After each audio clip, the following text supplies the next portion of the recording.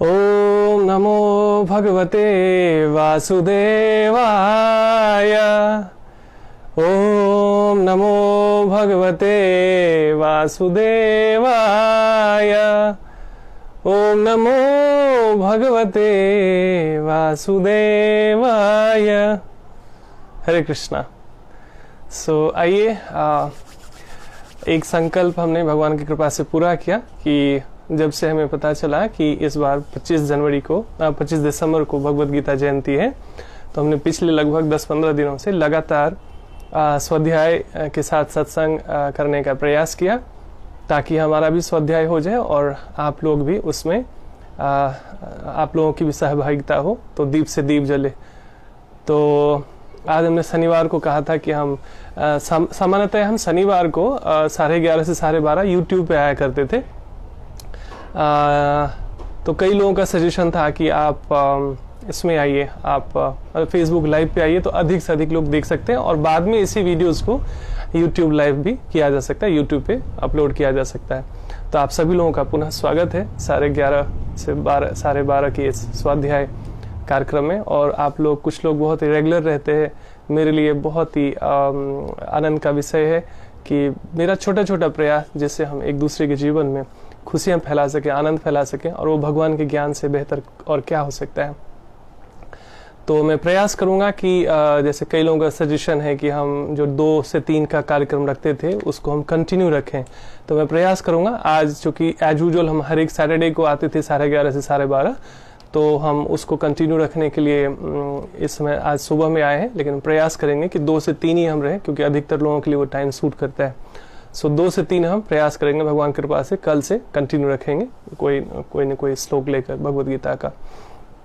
आज हमने दूसरे अध्याय का 13वां श्लोक लिया है, जो बहुत ही प्रसिद्ध है। और कोरोना काल में हम सब जानते हैं कि कई लोगों के अपने उनको छोड़कर जा चुके हैं, बहुत सारी अनफॉर्चुनेट चीज़ें हुई है, कई डेथ हुई है, कई प्रॉब्लम्स हुई है। काउंसलिंग केसेस में सबसे ज़्यादा इसी को लेकर हमारे पास कॉल्स और क्वेरीज आते रहे कई लोगों का। कई लोग जो है संपर्क साधने का प्रयास करते हैं कि देखिए ऐसा ऐसा हो गया, हमें क्या करना चाहिए। कई लोग हॉस्पिटलाइज है, कई लोगों के पारिवारिक मेंबर्स जो हैं कहीं न कहीं व्यथित है, परेशान, अलग अलग कारणों से। तो भगवत गीता इस संबंध में क्या कहती है, खासकर जैसे अभी विपरीत समय चल रहा है कोरोना काल का, इसमें बहुत सारी चीज़ें जो हुई है जिसके लिए लोग तैयार नहीं थे वास्तव में। भगवत गीता इस संबंध में क्या कहती है, आज हम उसको समझने का प्रयास करेंगे कि जब बहुत आपके अपने साथ छोड़कर चले जाते हैं, दुनिया से चले जाते हैं, उस समय देखिए, क्योंकि जिसके ऊपर बीतती है उसे ही पता होता है, क्योंकि दूसरे को ज्ञान देना, दूसरे को उपदेश देना, दूसरे को सांत्वना देना भी शायद आसान है, लेकिन जिन पे बीतती है उन्हीं को पता होता है। लेकिन समस्या है तो समाधान भी है। हम केवल समस्या को पकड़ के रह जाएंगे, उससे तो कुछ होने वाला है नहीं। तो समस्या है तो समाधान भी है। तो एक तो हम अपनी बुद्धि से समाधान ढूंढे, है ना, जो कि अप्रशिक्षित है मन और बुद्धि, और एक है कि प्रशिक्षण में, भगवत गीता के प्रशिक्षण में हम कोई भी युक्ति ढूंढे तो हमें एक्चुअली परमानेंट सॉल्यूशन मिल पाता है, स्थायी समाधान मिल पाता है। आज दूसरे अध्याय का 13वां श्लोक है, जो कहते हैं भगवान, देहिनोऽस्मिन् यथा देहे कौमारं यौवनं जरा तथा देहांतर प्राप्तिः धीरस्तत्र न मुह्यति। आप लोगों के पास भी यदि भगवत गीता हो तो दूसरे अध्याय का 13वां श्लोक आप ओपन कर सकते हैं और पीछे पीछे दोहरा सकते हैं।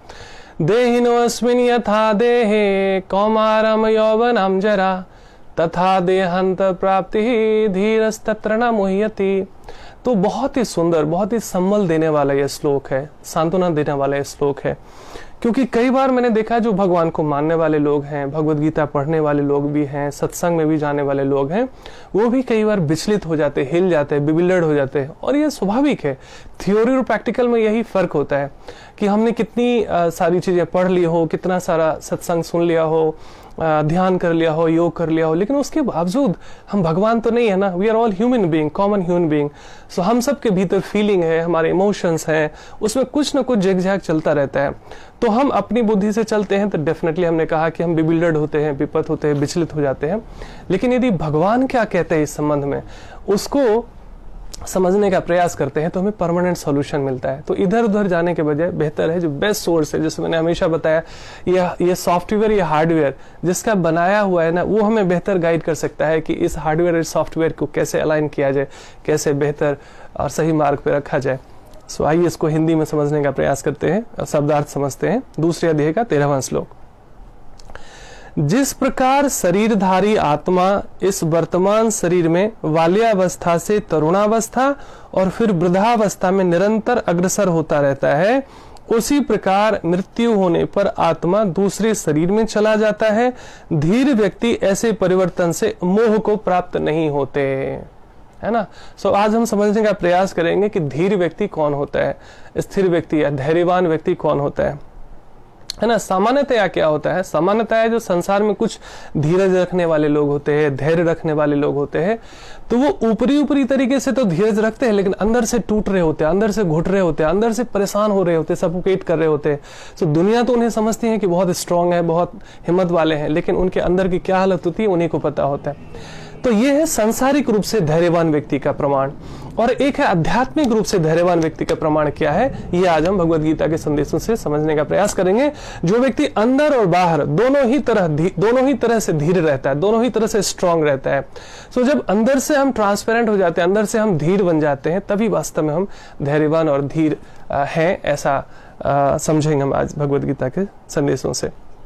तो जिस प्रकार शरीरधारी आत्मा, मतलब जिस जीव को भी, जिस आत्मा को भी शरीर मिल गया है, वो सारे शरीरधारी आत्मा है इस वर्तमान शरीर में बाल्यावस्था से तरुणावस्था, अर्थात जैसे बच्चे जन्म लेते हैं तो बिल्कुल छोटा, जिनको चलना भी नहीं आ रहा, अभी बोलना भी नहीं आ रहा है, धीरे धीरे प्रगति करते, थोड़े घुटने रेंगते हैं, है ना, फिर थोड़ा सा बाल्यावस्था में, फिर तरुणावस्था, फिर युवावस्था में आते हैं, और फिर धीरे धीरे फिर प्रौढ़ावस्था और वृद्धावस्था।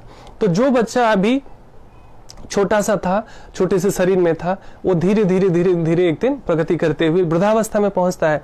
तो ये परिवर्तन जो स्वीकार नहीं करते, इस परिवर्तन को जो स्वीकार नहीं करते, वो उन्हें धीर नहीं कहा जाएगा, उन्हें वो हमेशा विचलित रहते हैं, परेशान रहते हैं। तो कहते हैं जिस प्रकार शरीरधारी आत्मा इस वर्तमान शरीर में बाल्यावस्था से तरुणावस्था और फिर वृद्धावस्था में निरंतर अग्रसर होता रहता है, ये जीव का लक्षण है, ग्रो करना, है ना। उसी प्रकार मृत्यु होने पर आत्मा दूसरे शरीर में चला जाता है। सामान्यतया जो तथाकथित अच्छे लोग हैं, या जो संसारिक लोग हैं, या जो भौतिक चेतना में जीने वाले लोग हैं, उनको लगता है मृत्यु मतलब खत्म, डेड मीन्स डेड, गॉन। तो उसके लिए लोग रोना धोना, परेशान रहते हैं, व्यथित रहते हैं, दुखी रहते हैं। स्वाभाविक है। अब ऐसा नहीं कि कोई आध्यात्मिक चेतना में कोई जीने वाला व्यक्ति पत्थर दिल का होता है। दे हैव आल्सो फीलिंग्स, उनके पास भी इमोशंस है, भावनाएं हैं, दुख सुख उनको भी अनुभव होता है, लेकिन वो बुलबुले की तरह होता है। थोड़ा विचलित होते हैं, वो भी परेशान होते हैं, बट वो बाउंस बैक करते हैं तुरंत, है ना। नहीं तो देख लीजिए, एक डेथ हो जाती है फैमिली में, 20-20 साल से लोग डिप्रेशन में चले गए, 20 years, even more than that.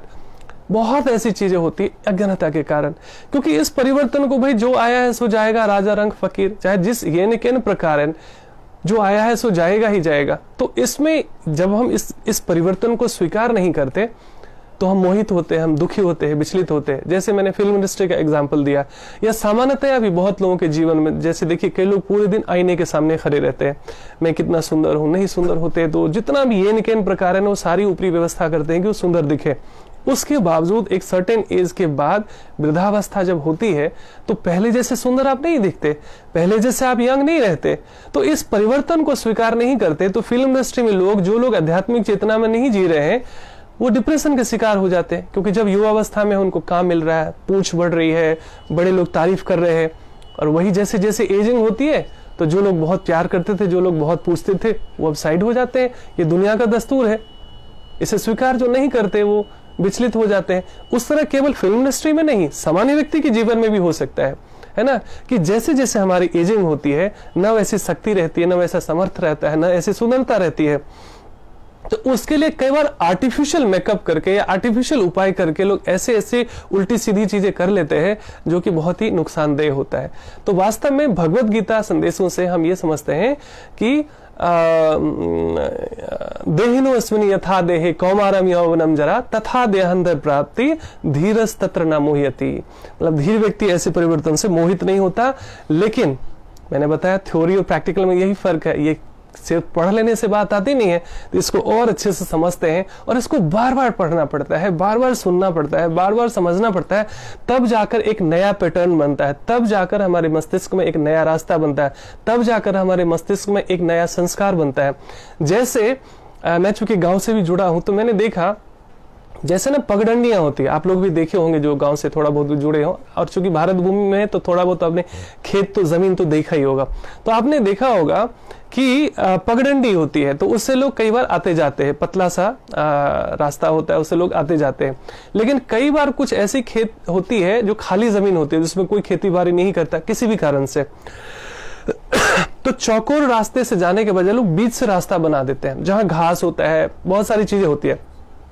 एक व्यक्ति चला, 2 व्यक्ति चला, 3 व्यक्ति चला, डेली चला, चलते चलते चलते चलते रास्ता बन जाता है, वहां से घास वास हट जाती है और बिल्कुल प्लेन रास्ता बन जाता है, एक नई पगडंडी बन जाती है। कहने का मतलब क्या है, लगातार जो चीज हम करते हैं हमारे मस्तिष्क में भी एक नई पगडंडी बन सकती है, धर्म की, साधना की, स्वाध्याय की। एक दिन का विषय नहीं है, 1 दिन 2 दिन तो प्रेरणा के लिए है ना। मैं जब भी यहाँ पर आप 10 दिन आऊं या 15 दिन आऊं या 1 हफ्ते आऊं, ये सिर्फ एक कहते हैं ना हैंड होल्डिंग है, जैसे बच्चे को चलना सिखाते हैं ना। हो सकता है ऑलरेडी विद्वान है, आपको ऑलरेडी पता हो, लेकिन ये पुनः जागरण होता है, भूली बिसरी चीजें फिर से हमें स्मरण आती है कि मुझे स्वाध्याय करना चाहिए, साधना करना चाहिए, सत्संग करना चाहिए। तो मस्तिष्क में जो एक नेगेटिव रास्ता बन गया है, बुरी बुरी आदतें लग गई है, बुरी आदत खाने पीने की, सोचने की, व्यवहार करने की, उसको एक नया रास्ता देकर सत्य का रास्ता, धर्म का रास्ता, स्वाध्याय का रास्ता, धर्म साधना का एक मार्ग बनाया जा सकता है, धीरे धीरे धीरे धीरे प्रतिदिन थोड़ा थोड़ा कार्य करके। तो यही वास्तव में उद्देश्य है इस स्वाध्याय कार्यक्रम का। तो आइए आगे समझते हैं। तात्पर्य श्रील प्रभुपाद द्वारा, श्रील प्रभुपाद की जय। तो आइए अपने अपने गुरुजनों से प्रार्थना कर लेते हैं। ओम अज्ञानतिमिरान्धस्य ज्ञानाञ्जन शलाकया चक्षुरुन्मिलितं येन तस्मै श्री गुरुवे नमः। वाञ्छाकल्पतरुभ्यश्च कृपा सिन्धुभ्य एव च पतितानां पावनेभ्यो वैष्णवेभ्यो नमो नमः। जय श्री कृष्ण चैतन्य प्रभु नित्यानंद, श्री अद्वैत गदाधर श्रीवासादि गौर भक्त वृंद। हरे कृष्णा कृष्णा कृष्णा हरे हरे, हरे राम राम राम हरे हरे, हरे कृष्णा। एक आप लोग ये भी बता सकते हैं कि ये समय सही रहेगा 11:30 से 12:30 का प्रतिदिन सत्संग के लिए, या 2 से 3 का ही समय ठीक था। तो जो भी आपके लिए कंफर्टेबल हो आप हमें कमेंट करके भेज सकते हैं, तो हम प्रयास करेंगे कि आपकी सुविधा। एक प्लस पॉइंट ये है कि जो लोग लाइव नहीं भी देख पाते हैं, एक प्लस पॉइंट है कि वीडियो ऐसे डाउनलोड हो जाता है तो बाद में भी देखा जा सकता है अपने समय पर, लेकिन बहुत फर्क पड़ता है। जो लाइव आप सुन रहे हैं ना, उसका जो एक कनेक्टिविटी होता है वो, और बाद में देखते हैं उसका बहुत फर्क पड़ता है। फिर भी something is better than nothing, क्योंकि हर एक व्यक्ति के लिए हम चाहे 24 घंटे में कोई भी समय रखेंगे तो एक व्यक्ति को सूट करेगा, एक व्यक्ति को नहीं सूट करेगा। फिर भी अधिक संख्या में जो आपको लगे कि समय हमें ये ठीक रहेगा तो हम उस हिसाब से चलेंगे। नमो विष्णुपदाय कृष्ण पृष्ठाय भूतले श्रीमती भक्ति वेदांत स्वामी नामने, नमस्ते सरस्वती देवी गौरवाणी प्रचारिणे, निर्विशेष शून्यवादी प्रसादे सतारिणे। तात्पर्य श्री प्रभुपाद द्वारा, प्रत्येक जीव एक व्यष्टि आत्मा है। व्यष्टि आत्मा मतलब इंडिविजुअल सोल। वह प्रतिक्षण अपना शरीर बदलता रहता है, कभी बालक के रूप में, कभी युवा तथा कभी वृद्ध पुरुष के रूप में, तो भी आत्मा वही रहता है। मतलब हमारा शरीर तो बदल रहा है, कपड़ा तो बदल रहा है, लेकिन जो अंदर जो असली व्यक्ति है वो नहीं बदलता, वो आत्मा।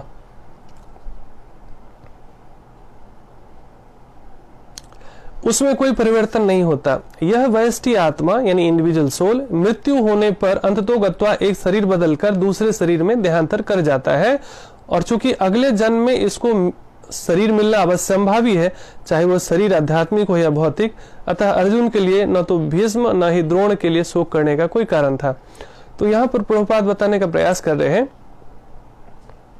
कि जब भी कहते हैं ना कि ये उन्होंने शरीर छोड़ दिया, तो मृत्यु शब्द सही नहीं है वास्तव में, क्योंकि मृत्यु हमारी हो ही नहीं सकती, होती ही नहीं है। भगवान कहते हैं नैनम छिन्दन्ति शस्त्राणि नैनम दहति पावकः न चैनम क्लेदयान्त्यापनुशोषति मारुतः। जो हमारी आत्मा है वास्तव में नैनम छिन्दन्ति शस्त्राणि, शस्त्र भी उसे काट नहीं सकता। नैनम दहति पावकः, अग्नि उसे जला नहीं सकती है। न चैनम क्लेदयान्त्यापो, न शोष्यति मारुता, यानी जल उसे गीला नहीं कर सकती और वायु उसे सुखा नहीं सकती। तो ये असली हमारी पहचान है।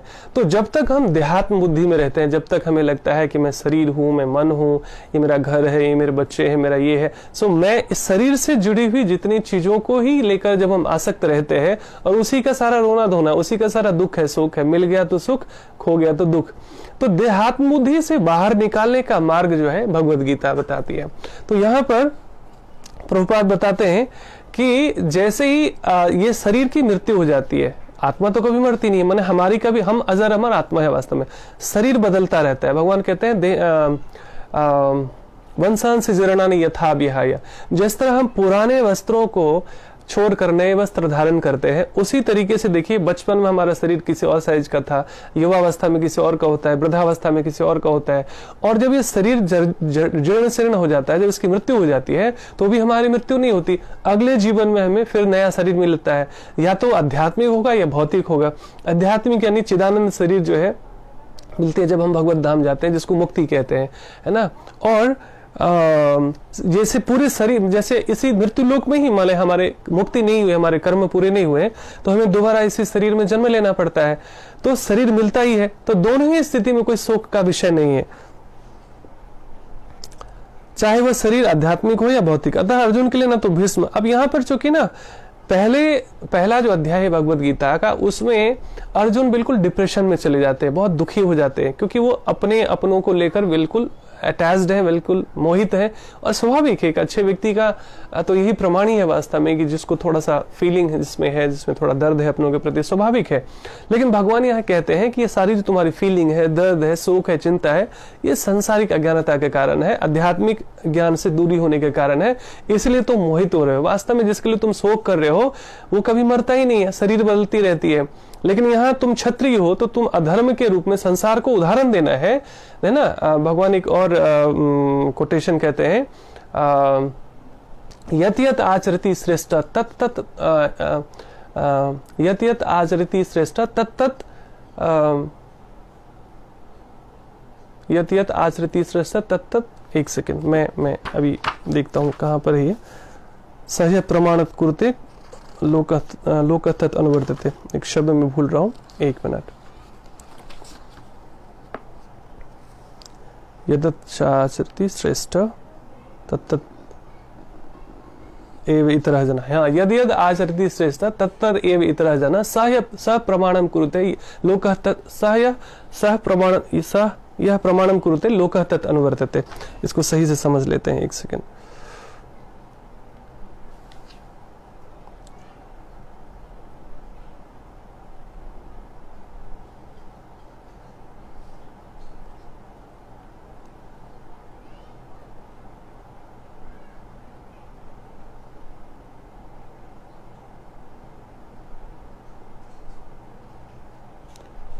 एनीवे ठीक है, जैसे मिल जाएगा मैं बताऊंगा आपको। उनका कहना है भगवान का कि जैसे जैसे श्रेष्ठ जन अपना आचरण करते हैं, सामान्य जन उसी का अनुकरण करते हैं। वो अपने अनुकरणीय कर्मों से जैसा उदाहरण प्रस्तुत करते हैं, सामान्य जन उसी का अनुसरण करते हैं। तो जितने भी लीडर्स होते हैं, जितने भी महान आत्माएं हैं, उनका कर्तव्य है कि वो भगवान के संदेशों में स्वयं जिए और वो रोल मॉडल बने दूसरे व्यक्ति के लिए, ताकि सामान्य व्यक्ति उन्हीं का अनुसरण करती है। जितने भी, इसी को मॉडलिंग कहते हैं, NLP प्रोग्रामिंग हमारी होती है, न्यूरो लिंग्विस्टिक प्रोग्रामिंग, उसमें हम कहते हैं मॉडलिंग। कोई भी ऐसा व्यक्ति जिसका स्वभाव और आचरण और या जिसकी सफलता या कोई भी चीज आपको बहुत पसंद है, वैसा ही हम बनने का प्रयास कर सकते हैं उनसे प्रेरित होकर। तो यही है, यदि यद आचरति श्रेष्ठ तत्त एव इतरः जनः सह प्रमाणम कुरुते लोकः तत् अनुवर्तते। सो अपितु उसे प्रसन्न होना चाहिए था कि वे अपने पुराने शरीर को बदलकर नए शरीर ग्रहण करेंगे, इस तरह वे नई शक्ति प्राप्त करेंगे। वास्तव में ना साधु हर एक स्थिति में आनंद में रहते हैं। वो ये कहते हैं कि देखो, तुम्हारे पास कोई पुरानी खटारा कार है, उसको बदलकर कोई ब्रांड न्यू कार दे दे तो तुम इस ऑफर को ठुकराओगे क्या? तो जर्जर अवस्था में जब शरीर वृद्ध अवस्था में चला गया है, उसके बाद यदि मृत्यु के बाद दो ही चीजें होंगी, या तो भगवत धाम मिलेगा, उसमें भी एक आध्यात्मिक शरीर मिलेगी जिसमें दुख नहीं है, बीमारियां नहीं है, शोक नहीं है, बुढ़ापा नहीं है, और या तो फिर आध्यात्मिक ये भौतिक शरीर मिलेगी, संसार में आना पड़ेगा। तो भी क्या बुरा है? एक पुरानी खटारा कार छोड़कर एक नई कार आपको दी जाती है ऑफर में, तो क्या बुरा है। इसलिए देखते हैं सामान्य व्यक्ति का हमारे सनातन परंपरा में 12वीं होती है, 13वीं होती है, लेकिन साधु का 3 दिन के अंदर ही सारा काम हो जाता है। साधु सोचते हैं तो जेल से कैद हुए हैं तो ये तो उत्सव का विषय है, इसमें शोक कैसा, रोना धोना कैसा। इसलिए जब साधु की मृत्यु होती है तो वो हरिनाम कीर्तन करते हैं, नाचते हैं, गाते हैं। सामान्यतः ऐसे मैंने कभी देखा भी, मैं एक बार गांव में मैंने देखा था। अच्छा एक सेकेंड,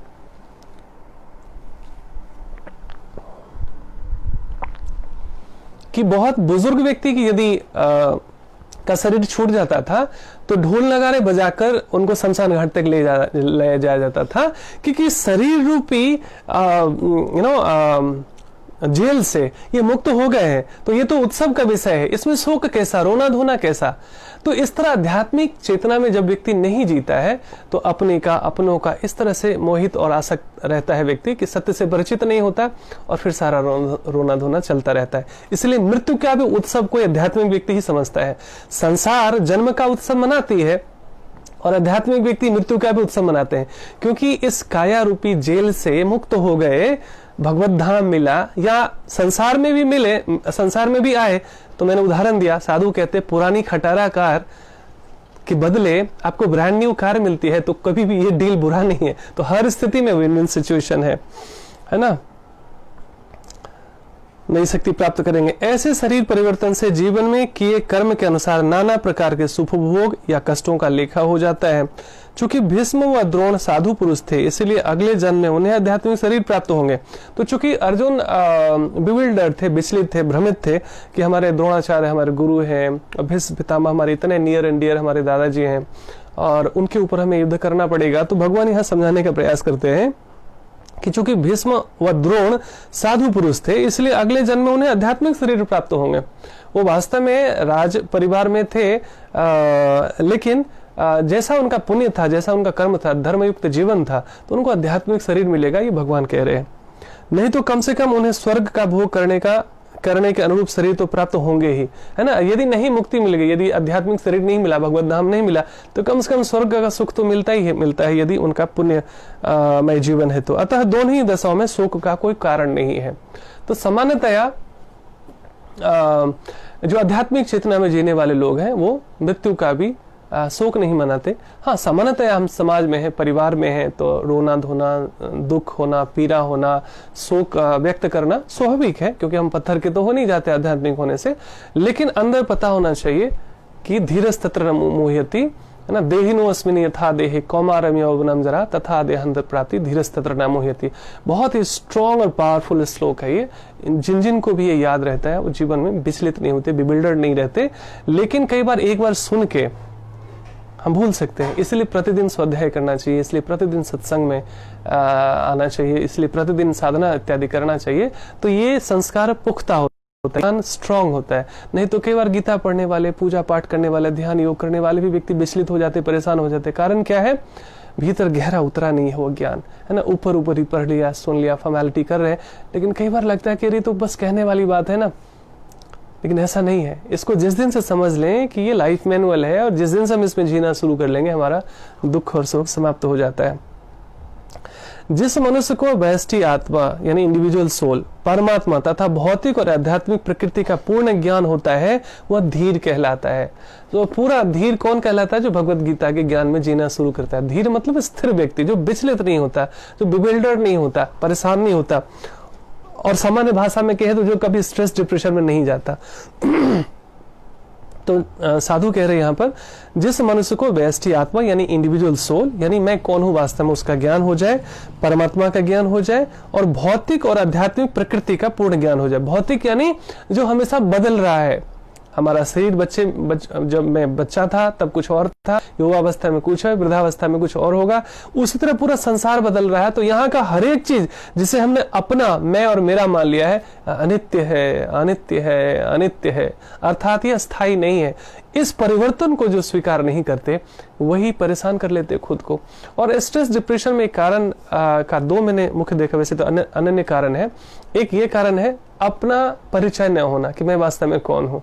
जिसको भी एक्चुअली रियल सेल्फ के बारे में पता नहीं होगा, वो शरीर से ही अपनी पहचान करेगी। ये मेरा मन है, ये मेरा शरीर है, मैं मेल हूँ, मैं फीमेल हूँ, मैं अमेरिकन हूँ, इंडियन हूँ, है ना, जर्मन हूँ, इस जाति का हूँ, इस धर्म का हूँ, इस जगह का हूँ, इस क्षेत्र का हूँ।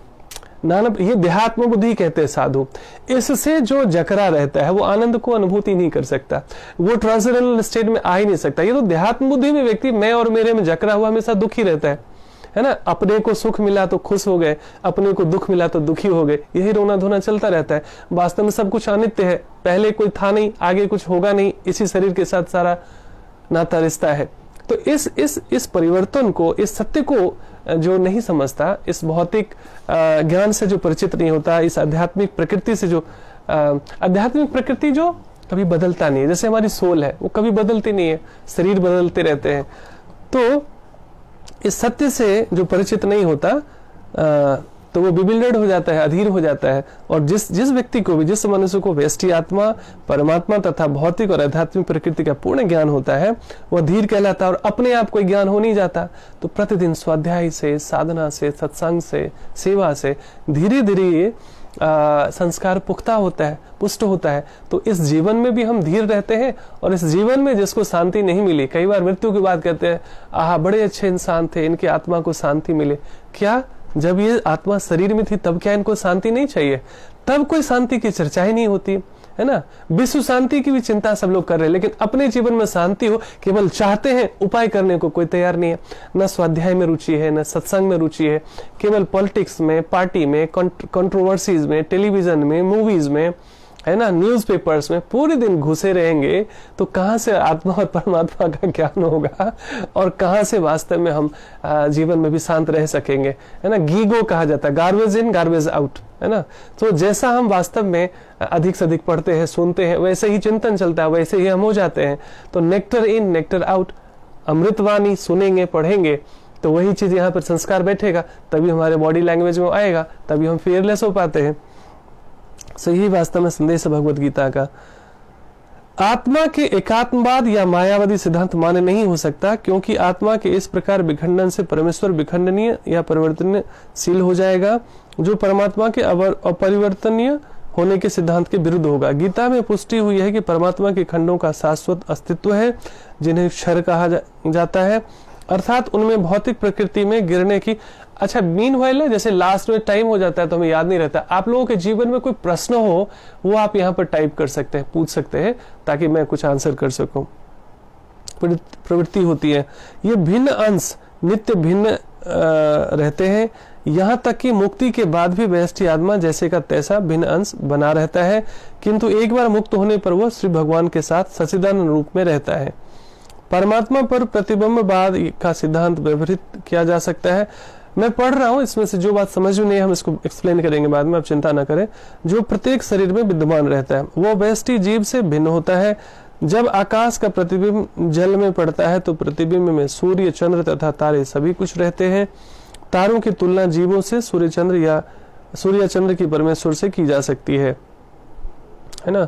तो सामान्यतः यहाँ पर प्रभाव बताने का प्रयास करते हैं कि जब हम मुक्त हो जाते हैं तो सामान्यतः यहाँ जो एक निर्विशेषवाद फिलॉसफी है, ये है कि हम समुद्र का पानी, मतलब नदी नाले का पानी भी समुद्र में मिल जाता है तो वो समुद्र बन जाता है।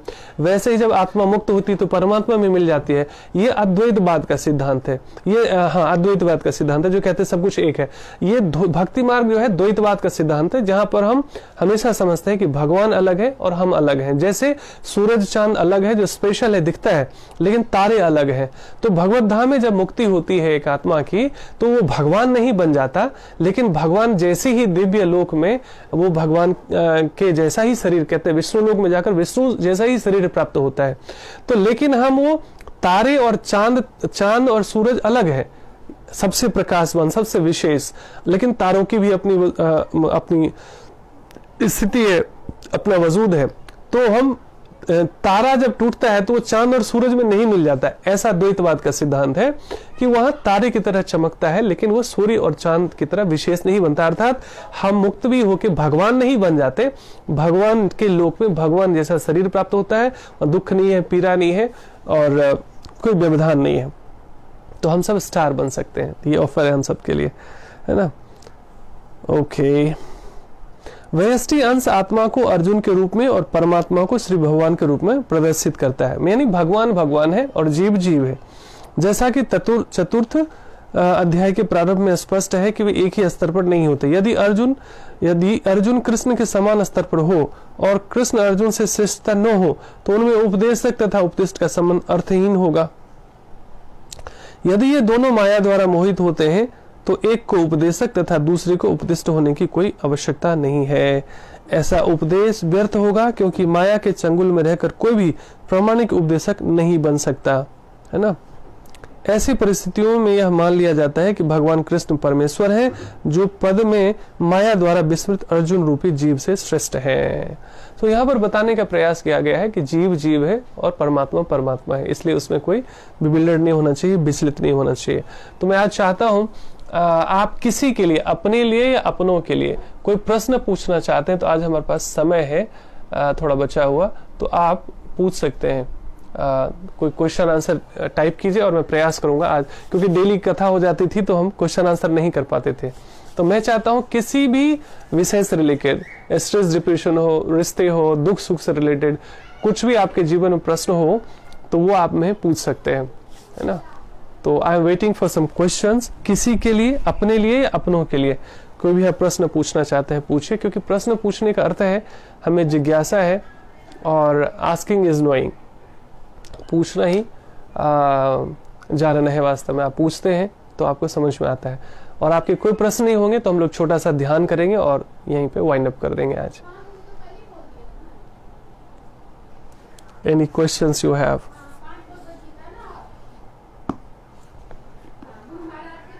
सो मैं एक बार देख लेता हूँ, कोई प्रश्न तो नहीं है अभी तक।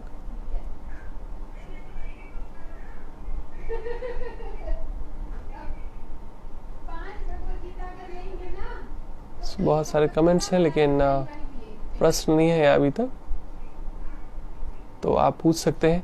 होता क्या है कि हाँ आचार्य जी अगर गुरु बनना चाहे तो मैं 2-3 दिन से साधारण एक चर्चा कर रहा हूँ, सामान्य चर्चा कर रहा हूँ हम सबके लिए कि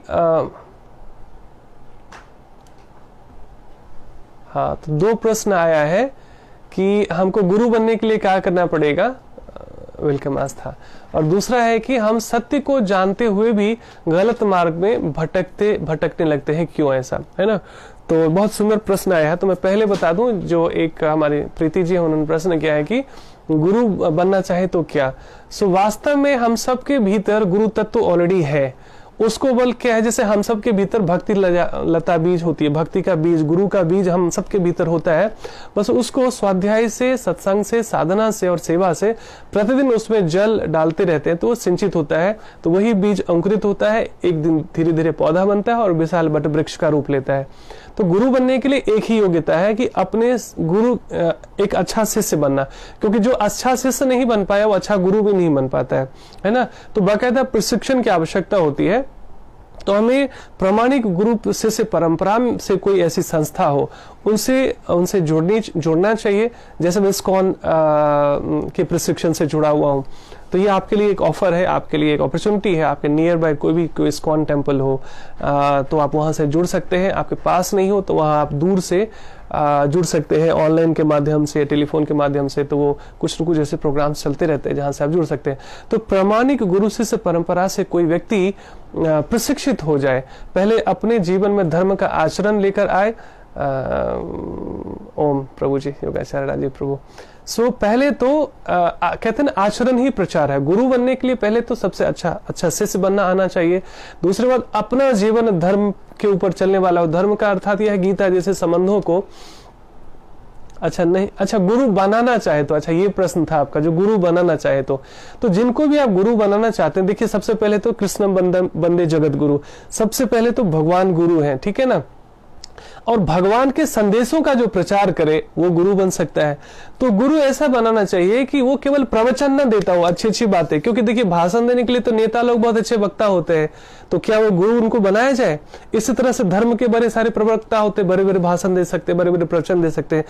ये देखना है जो लोग दूसरों को ये ज्ञान दे रहे हैं, क्या व्यक्तिगत जीवन में खुद भी उस आचरण में जीने का प्रयास कर रहे हैं।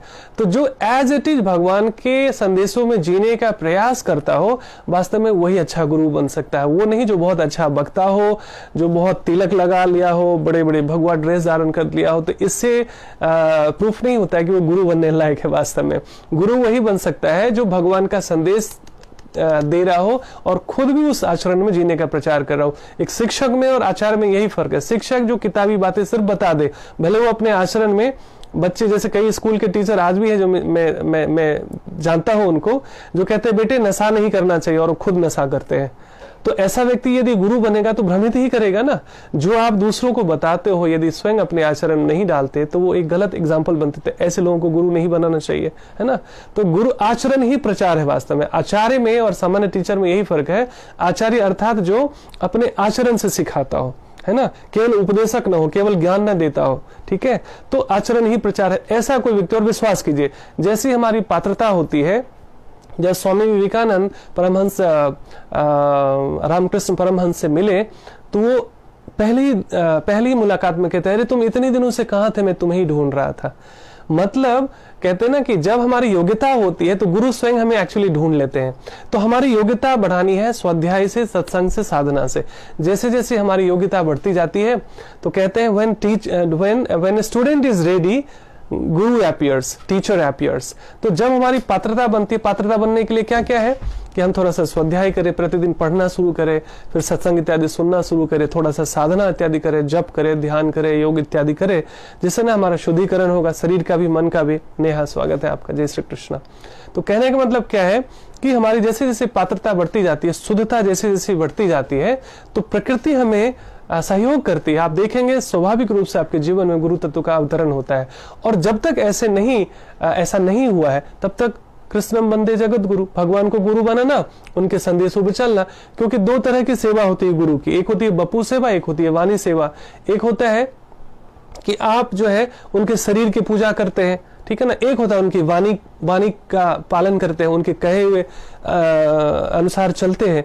तो ये सबसे ऊंचा कहा गया, क्योंकि शरीर गुरु तत्व होते हैं। वास्तव में स्वशरीरी भी गुरु हमें मिल जाते हैं, लेकिन आज नहीं कल चूंकि संसार में जो आए हैं, रामकृष्ण भी आए तो संसार को उदाहरण देने के लिए चाहते तो वो हमेशा हमेशा के लिए रह सकते थे, लेकिन संसार के नियम का, प्रकृति के नियम का वो खुद उन्होंने नियम बनाया, उस नियम का वो खुद भी पालन करते हैं। तो यहाँ पर आए तो उन्होंने भी शरीर छोड़ के हमें बताया कि देखो यहाँ पर जो है जो भी आता है उसको जाना पड़ता है।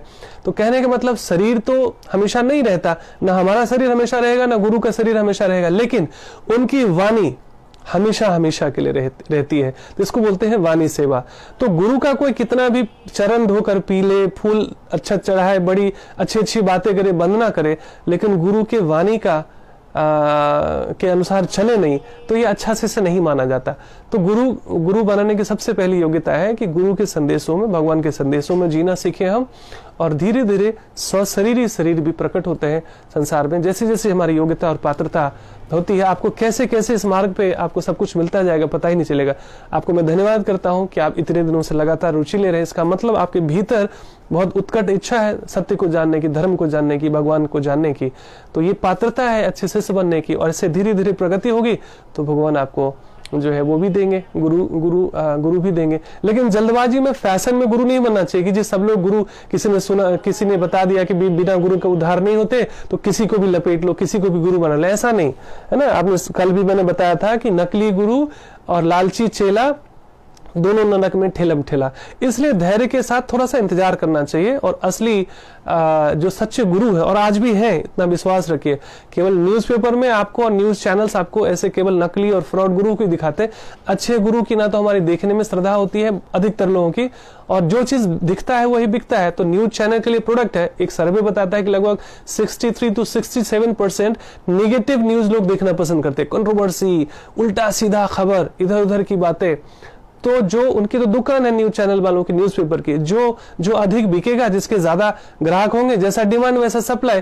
तो कचरा चीजें पढ़ने और देखने में, सुनने में ज्यादा ग्राहक है, इसलिए न्यूज चैनल और न्यूज़पेपर ऐसे कचरा न्यूज सुनाती है। यदि ईश्वरीय चेतना में जीकर किसी को अध्यात्म में रुचि होगी, सत्संग में रुचि होगी, स्वाध्याय में रुचि होगी, सेवा कार्य में रुचि होगी, इसके डिमांड्स बढ़ेगी, इसके लोग बढ़ेंगे, संख्या बढ़ेगी, तो टीवी और ये क्या कहते हैं, न्यूज़पेपर भी अच्छी चीजें दिखाना शुरू करेंगे हमको, है ना।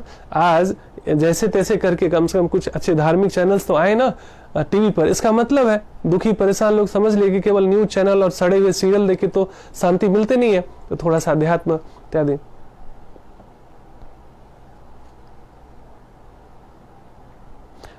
अपने विचारों के आवागमन कब रुकेगा? ध्यान बार बार विचारों में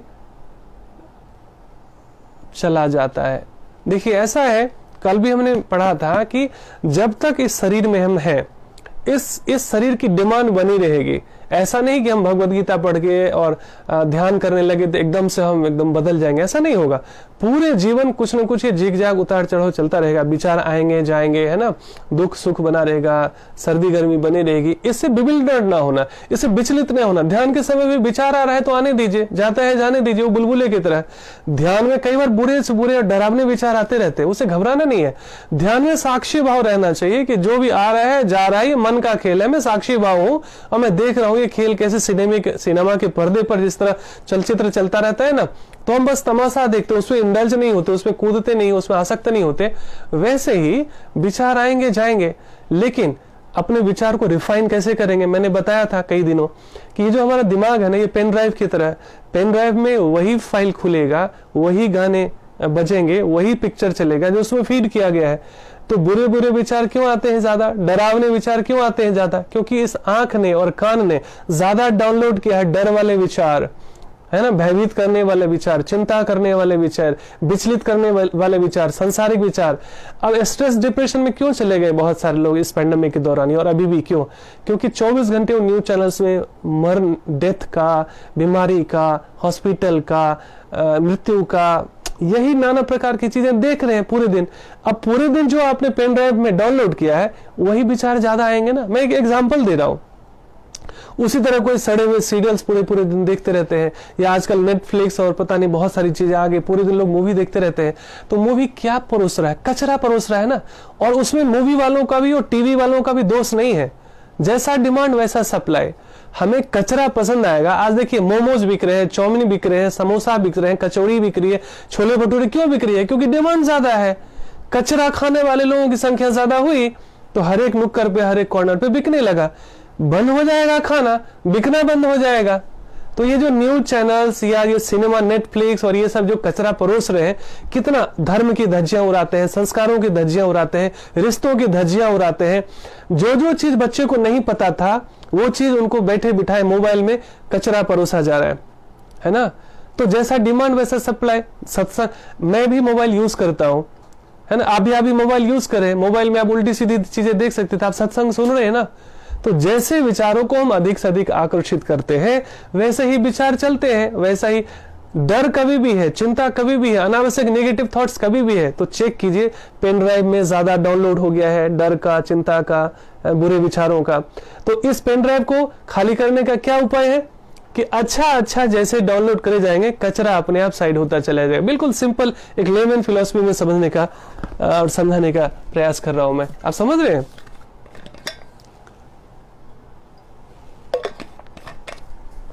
तो गार्बेज इन गार्बेज आउट। जो चीज आंखों से ज्यादा, बच्चे आज पूरे पूरे दिन मोबाइल लेके कचरा देख रहे हैं, गारंटी से कचरा ही देख रहे हैं ज्यादातर। 10% देखिए अभी क्या हो गया, पहले हम उनको मोबाइल छूने नहीं देते थे या टोक टाक करते थे। अब उनके पास बहाना है जी, क्लास चल रहा है जी।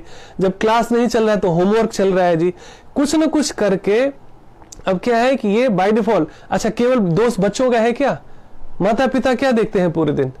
आप केवल बच्चों के प्रति हम सब सतर्क रहते हैं, अरे कुछ गंदा देख रहा हो, दूषित न करो अपने मन को। लेकिन बड़े क्या देख रहे होते हैं, है ना। तो बड़े जो बड़े यदि पूरे दिन धर्म के बारे में, सत्संग के बारे में, स्वाध्याय के बारे में, अच्छाई के बारे में, पॉजिटिविटी के बारे में, सेवा के बारे में चर्चा करेंगे, देखेंगे, सुनेंगे, तो वैसा ही माहौल बनेगा। तो निज पे शासन फिर अनुशासन। पहले हमें रोल मॉडल बनना पड़ेगा, पहले हम तो जुड़े, उसके बाद ही बच्चे प्रेरित होते हैं। तो कहने का मतलब कोई भी जो अनावश्यक विचार है, इसका मतलब सीधा सा, ये बात आपको भूलेगा नहीं कि ये ब्रेन हमारा पेन ड्राइव की तरह है, इसमें वही फाइल चल रहे हैं, वही विचार चल रहा है, वही दृश्य चल रहा है जो आंखों से और ये प्लग है, जैसे 2 पिन होता है ना प्लग का, तो ये 2 पिन है, एक है आंख एक है कान, कभी सुन के कभी देख और कभी दोनों से हम हमेशा 24 घंटे क्या डाउनलोड कर रहे हैं, वैसे ही चिंतन चलता है, वैसे ही विचार आते हैं, वैसे ही हम हो जाते हैं। बेसिकली हमारी जो पर्सनैलिटी आज है, जो हमने जैसे विचार हमने डाउनलोड किया, यानी जो चीज अधिक देखा है, जो अधिक सुना है, वैसे ही हम हो जाते हैं। सिंपल सी फिलॉसफी है। तो जो हो गया सो हो गया, बीती ताही बिसारिया आगे की सुध ले, जब जागो तभी सवेरा। तो आज से प्रयास करेंगे कि विवेक जागृत हो, नहीं कचरा नहीं देखना, कचरा नहीं सुनना, अच्छा देखेंगे, अच्छा पढ़ेंगे, क्रिएटिव करेंगे, कुछ प्रोडक्टिव करेंगे, और उसी से हमारे पेन ड्राइव में पॉजिटिव फाइल डाउनलोड होता है और वही हमारे जीवन में चलता है। सो ये सिंपल सी फिलॉसफी। और क्या क्या प्रश्न था मैं देख लेता हूँ एक बार। विचारों पर मैंने बता दिया।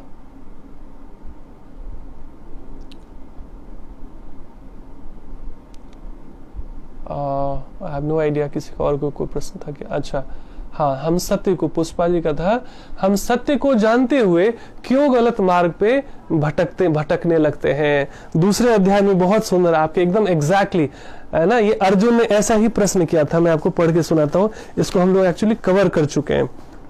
मेरे ख्याल से 2.60 है, दूसरे अध्याय का 60वां श्लोक, नहीं उससे भी पहले है।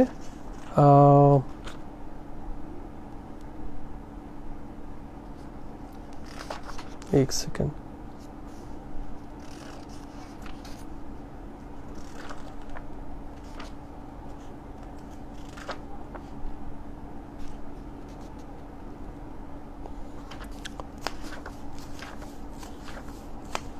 अर्जुन का ऐसा ही प्रश्न है कि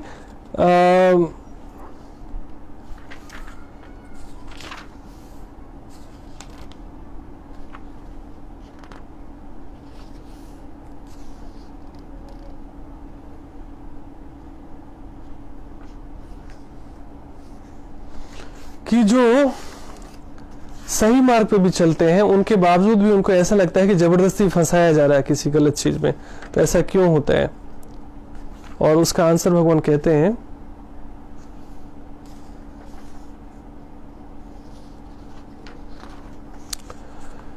कि हे अर्जुन, इंद्रिय 2.60 में, हे अर्जुन, इंद्रियां इतनी प्रबल तथा वेगवान है कि वे उस विवेकी पुरुष के मन को भी बलपूर्वक हर लेती है जो उन्हें बस में करने का प्रयास करता है ना।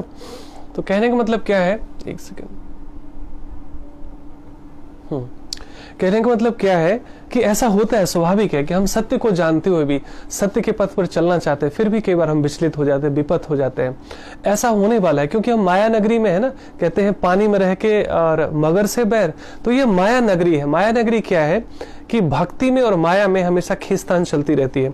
हम सत्य के मार्ग पर चलते हैं कितनी देर, 24 घंटे में से देखें कितनी देर हम सत्य के मार्ग पर चलते हैं, कितनी देर हम स्वाध्याय करते हैं, कितनी देर हम सत्संग करते हैं, कितनी देर हम ध्यान साधना करते हैं। अब देखेंगे मुश्किल से 5 या 10%, 24 घंटे में से 5 या 10%। सबके लिए अलग अलग हो सकता है टाइमिंग परसेंटेज, लेकिन सामान्यतया देखें तो हमारा ज्यादातर समय सिनेमा, सर्कस और संसारी मायावी चीजों में बीतता है ना। चाहे हम सोशल मीडिया में हो, चाहे टीवी हो, या आजकल तो हमारे पास सब कुछ आ गया है मोबाइल में, सब कुछ टेलीविजन, सिनेमा, सर्कस, सब कुछ इसी में है। तो अब गौर करने वाली बात है कितनी देर हम 24 घंटे में से, 24 घंटे में तो चलो 7-8 घंटा तो सोने में लग गया, लेकिन जब सुबह से आंख खुलती है और रात्रि में आंख बंद होती है, तब तक हम इसमें क्या डाउनलोड करते हैं ज्यादा।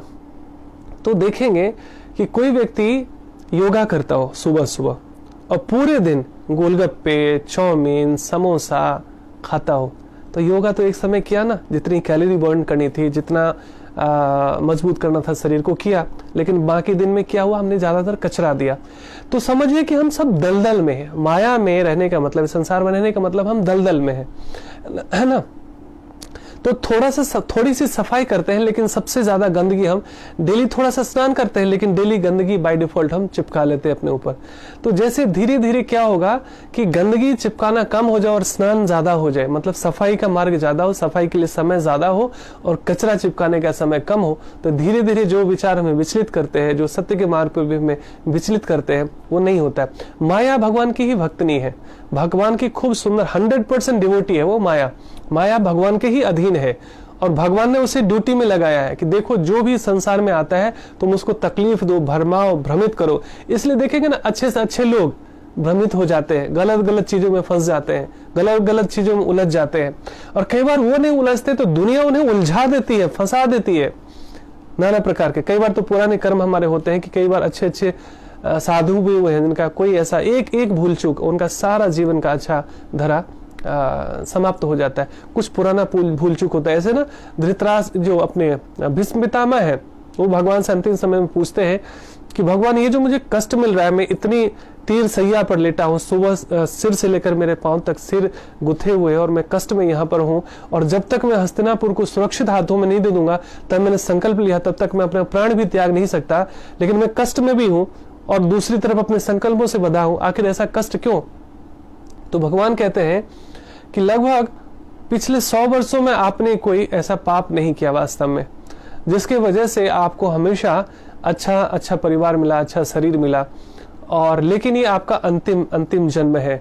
लेकिन अंतिम जन्म में भी यदि हमारे चाहे 100 साल पहले का भी कोई पाप यदि चुकता नहीं हुआ है तो फिर से कष्ट भुगतना ही पड़ता है इस जीवन का। आप देखेंगे इसी वजह से कई लोग जो अच्छे लोग होते हैं उनकी मृत्यु बहुत दर्दनाक होती है, बहुत पीड़ादायक होती है। कई बार ऐसा देखा गया है कि उनको देखकर अच्छे लोग भी विचलित हो जाते हैं, देखो कितना भला आदमी है, कितने अच्छे इंसान है, इनको भगवान इतना कष्ट क्यों देते हैं? लेकिन भगवान की तो दूसरी योजना है। भगवान तो उनको पूरा क्लीन करके ले जाना चाहते हैं यहाँ पर, क्योंकि कुछ कैरी फॉरवर्ड ना होना पड़े।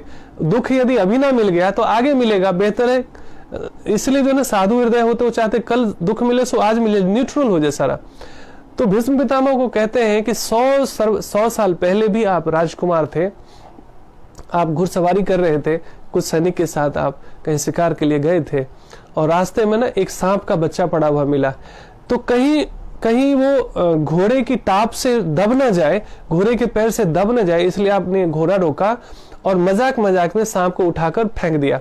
तो आपने तो अपने हिसाब से बचाने का प्रयास किया, लेकिन आप तरुणावस्था में था, आप युवावस्था में थे, आपको होश नहीं था कि जो आपने पीछे फेंका ना वो किसी नागफनी के पौधे पर जाकर अटक गया वो सांप का बच्चा, जिससे पूरा बिंध गया, वो उसके कांटे से पूरा सांप एकदम बिंध गया। और जो सांप की जो बच्चे की जो माँ थी वो आकर देखती है और वो श्राप देती है कि तुम्हें भी ऐसा ही कष्ट मिले, है ना, जैसा मेरे बच्चे को कष्ट मिला है। तो वो जो एक पुराना जाने अनजाने जो पाप था, उस सांप को जो कष्ट मिला नागफनी के कांटे पर, जो आपने जानबूझकर नहीं किया आपने, लेकिन ऐसा हुआ और वो पाप से आप बच नहीं सकते, तो वो कर्म चुकता करने के लिए ये कष्ट आपको ऐसे लिखा गया था। तो ये जब तक न्यूट्रल नहीं होता तब तक आपको मुक्ति नहीं मिलती, तो फिर से जन्म लेना पड़ सकता था। तो बेहतर है इसमें आपको मिल गया। तो जब सत्य का ज्ञान हो जाता है, भौतिक और आध्यात्मिक चीजों का जो ज्ञान सही हो जाता है, अपना ज्ञान सही हो जाता है, तो वास्तव में हम लिबरेट हो जाते हैं, खुश हो जाते हैं, आनंदित हो जाते हैं। तो इस माया नगरी में क्या है कि जो सत्य के मार्ग पर चलेगा उसकी तो सबसे ज्यादा परीक्षा होती है। सत्य के मार्ग पे तभी कोई चलता है जब पिछले जीवन में भी उसके सत्य की यात्रा रही है, तभी आपके धर्म में रुचि होगी, योग में रुचि होगी, ध्यान में रुचि होगी, है ना, सेवा कार्यों में रुचि होगी, लोगों की सहयोग करने में रुचि होगी। ये कोई एक जन्म की यात्रा नहीं, पिछले जन्म से आपकी ऐसे रुचि है, ऐसा टेस्ट रहा है, तभी आपको ये सब चीजें अच्छी लगती है। सबको कहाँ अच्छी लगती है? आपको अच्छी लगती है तो भाग्यशाली समझना चाहिए, अपनी पीठ थपथपाना चाहिए, भगवान को, अपने माता पिता को, बड़े बुजुर्गों को, गुरुजनों को धन्यवाद करना चाहिए कि हमें थोड़ी बहुत रुचि है वो, तो ये हमारे पूर्व संस्कार के कारण है। धन्यवाद भगवान का, धन्यवाद गुरुजनों का। लेकिन उसके बावजूद भी हम विचलित हो जाते हैं, क्योंकि माया नगरी में, माया नगरी अलग अलग तरीके से अच्छे लोगों की टेस्ट और बढ़ जाती है, अच्छे लोगों का भगवान और सबसे ज्यादा परीक्षा लेते हैं। सोने को तपा कर देखा जाता है ना कितना असली कैरेट का है, उसी तरीके से जो भी सत्य के मार्ग पर चलेगा, जो धर्म के मार्ग पर चलेगा, जो ध्यान और योग के मार्ग पर चलेगा, उसकी परीक्षाएं बहुत बढ़ा देते हैं भगवान, क्योंकि उसको जल्दी मुक्त करना चाहते, उसको जल्दी दुखों से मुक्त करना चाहते भगवान।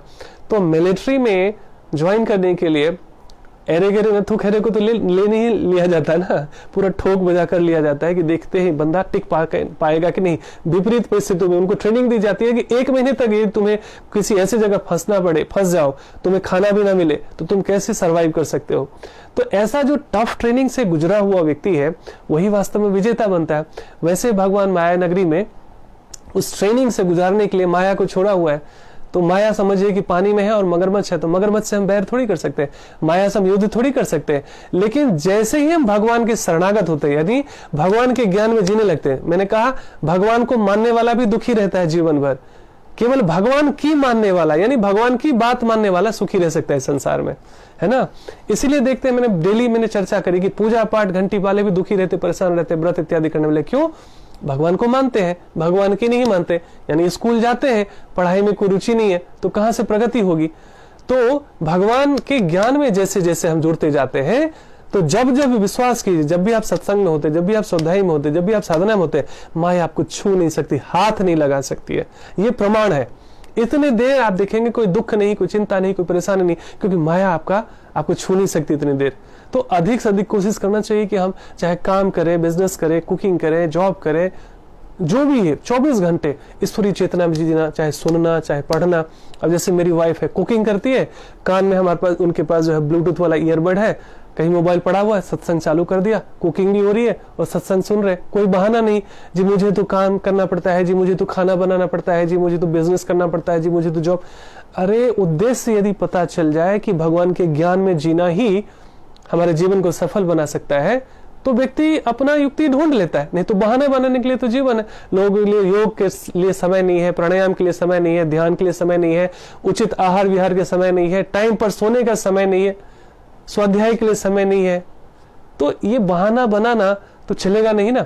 कोई व्यक्ति मोटा हो और उसको बार बार कहा जा रहा हो कि आप में जो 10 बीमारियां हैं वो केवल मोटापे के कारण है, मोटापा ठीक करो, बीमारी ठीक हो जाएगी, और वो डेली डेली बहाना बनाता रह जाए, तो कोई हेल्प कर सकता है क्या? उसी तरह हमारे पास जीवन में चॉइस है, विवेक, कि एक धर्म का मार्ग है, एक माया का मार्ग है। यदि धर्म से दूर रहते हैं तो माया के संपर्क में रहते हैं तो दुख मिलता है, परेशानी मिलती है, बिल्डरनेस होती है।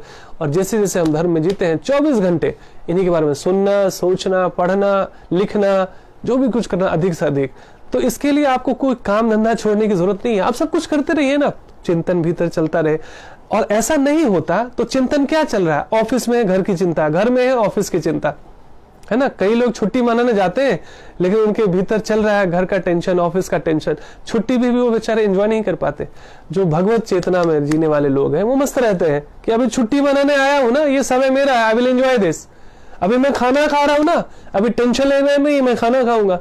अभी सोने का समय हो गया ना, अभी मैं सोऊंगा, ये सोचने का, चिंता करने का समय नहीं है। सो लिव इन प्रेजेंट यही है, वर्तमान में रहना यही है ना।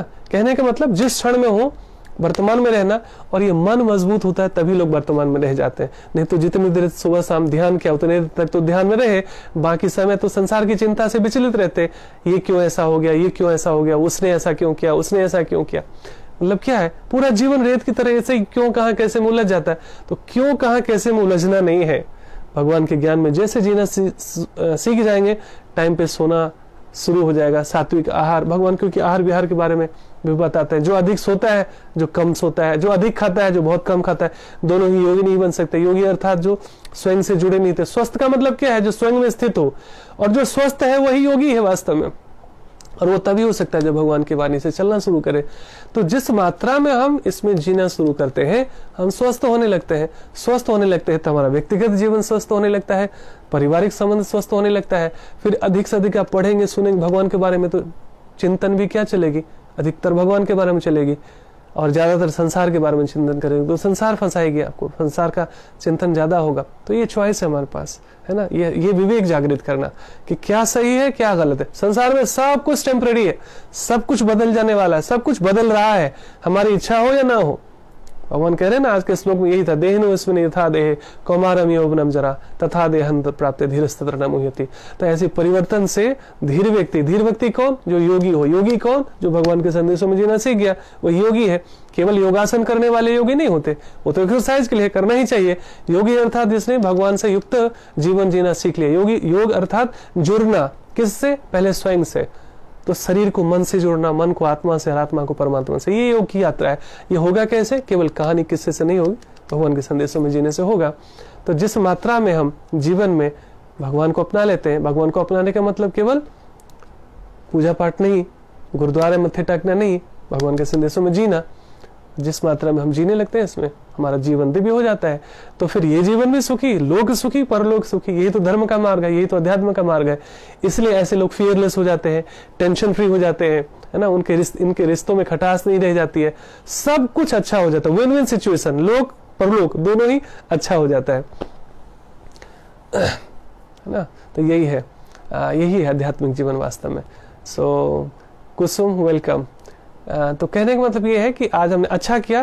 तो हम लोग आगे से यही प्रयास करेंगे कि जो है आधे समय हम करेंगे कोटेशन लेंगे और बाकी जो आधा समय बचेगा उसमें हम क्वेश्चन आंसर सेशन लेंगे, ताकि आपकी एक प्रश्न पूछने से कई लोगों को आंसर मिल जाता है और ये लोक कल्याण के कार्य आएगा। सो आज हमारा समय हो गया है, तो यहीं पर हम विराम देते हैं। आपका कोई भी और क्वेश्चन हो तो कल से हम प्रयास करेंगे, देखते हैं कि किसका ज्यादा नंबर आया है। 2 से 3 बजे की क्लास डेली या 11:30 से 12:30 बजे की क्लास, ये दोनों ही टाइम मेरे को भी सूट करता है।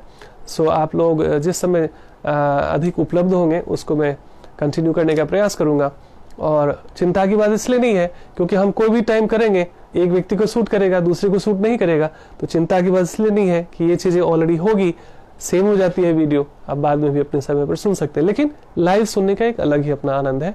तो थैंक यू सो मच। और मैंने आनापान ध्यान सिखाया था सब हर एक व्यक्ति को, यदि आपको नहीं पता है तो हमारे पिछले वीडियोस को देख लीजिए, सबसे लास्ट में हम ध्यान करते हैं हर एक वीडियो में 5 मिनट के लिए। तो आज चूंकि समय एक्सीड हो गया है तो मैं आपको सिर्फ बता देता हूँ, आराम से बैठना है, 4-5 लंबी गहरी सांस लेनी है, उंगली एक नीचे यहाँ रखना है ताकि आती जाती सांसों को आप महसूस कर सके। जब सांस पकड़ में आ जाए तो आप हाथ भी हटा सकते हैं और आती श्वास में हरे, जाती श्वास में कृष्णा का मानसिक जाप कर सकते हैं। इसको औजपा जप ध्यान कहते हैं। बैठकर शुरुआत करनी चाहिए, कुछ असुविधा हो तो आप लेट भी सकते हैं, पीठ पीछे सपोर्ट भी ले सकते हैं। और जिनके पास माला है वो माला पे सुन सुन के ध्यान कीजिए, हरे कृष्ण कृष्ण कृष्ण हरे हरे, हरे राम राम राम हरे हरे। तो कलयुग में कहा गया है, कलयुग बस एक नाम धारा, सुमर सुमर नर उतर ही पारा। तो बड़ा आसान है, आपको साइलेंस में चला जाए, 50 विचार आते रहते, यद्यपि उसकी ट्रेनिंग मिल जाए तो विचार सोने तक आ जाती है, लेकिन बड़ा आसान है, एक बच्चा भी कर सकता है। भगवान का नाम ही तो लेना है, मूर्ख व्यक्ति हो, पढ़ा लिखा व्यक्ति हो, किसी ओल्ड एज व्यक्ति हो, बेड रिडन हो या बैठ के कर सकता हो, तो भगवान का नाम ही तो लेना है। भगवान का नाम जैसे लेते हैं प्यूरिफिकेशन होती है, क्योंकि हर एक शब्द की ऊर्जा होती है। कोई गाली देता है तो आपका मन विचलित होता है ना, आपका हार्ट बीट बढ़ जाता है, आंखें लाल हो जाती है, खून तेज दौड़ने लगता है, सांसें गरम गरम चलने लगती है। लाठी नहीं मारा है, टच भी नहीं किया है, गाली ही तो दिया, एक शब्द ही तो था, उसकी वजह से आपके पूरे बायोकेमिकल चेंजेस हो गए, है ना, हार्ट बीट बढ़ गया। एक उसी तरह जब राम कहते हैं, कृष्ण कहते हैं, ओम कहते हैं, शांति कहते हैं, ये सारे शब्द मधुर है, अमृत है। ये जैसे जैसे आप सुनते हैं आपका कॉन्शियस प्यूरिफिकेशन होता है। और इतना ही नहीं, आसपास जहां जहां बोलकर यदि करते हैं तो न ही सिर्फ आपके घर के लोग, कितने बैक्टीरिया वायरस जो अलग अलग जीव में अपने अपने कर्मों को भुगत रहे, उनका भी उद्धार हो जाता है ना। इसकी बहुत सारी कहानी है। तो एक भूत की कहानी है, मैं आपको कल सुनाऊंगा, आप लोग याद दिला दीजिएगा। एक भूत की कहानी कैसे भगवान के नाम से सुधर जाता है, जो पहले तकलीफ देता है वो कैसे चाहता है कि लोग घर छोड़ के ना जाए। एक भूतिया घर की कहानी कल बताऊंगा। सो आप लोग टाइप करके बताइए कि 11:30 से 12:30 बजे का समय डेली सबको सूट करेगा या 2 से 3 का समय सूट करेगा। तो उस हिसाब से मैं प्रयास करूंगा कि आगे कंटिन्यू रखा जाए जब तक संभव हो। अभी तक मैंने संकल्प लिया था कि केवल भगवद गीता जयंती तक किया जाए, कल जो निकल गया है, लेकिन चूंकि एक दिन का विषय है नहीं, तो इसे जब तक भगवान की इच्छा होगी, तो एक संकल्प पूरा हुआ तो देखते हैं आगे भगवान की जब तक इच्छा होगी करते हैं। जिस दिन व्यस्त रहेंगे, जिस दिन ऐसा कुछ कार्य आ जाएगा, उस समय में हम आपसे क्षमा मांग लेंगे। तो तब तक देखते हैं। Hare Krishna. Thank you so much, thank you for your patience watching and आप सब पर भगवान की कृपा बनी रहे और आप भी हमारे लिए प्रार्थना करते रहिए ताकि हमें भी भगवत ज्ञान में, भगवत सत्संग में रुचि बनी रहे। Thank you so much. Hare Krishna.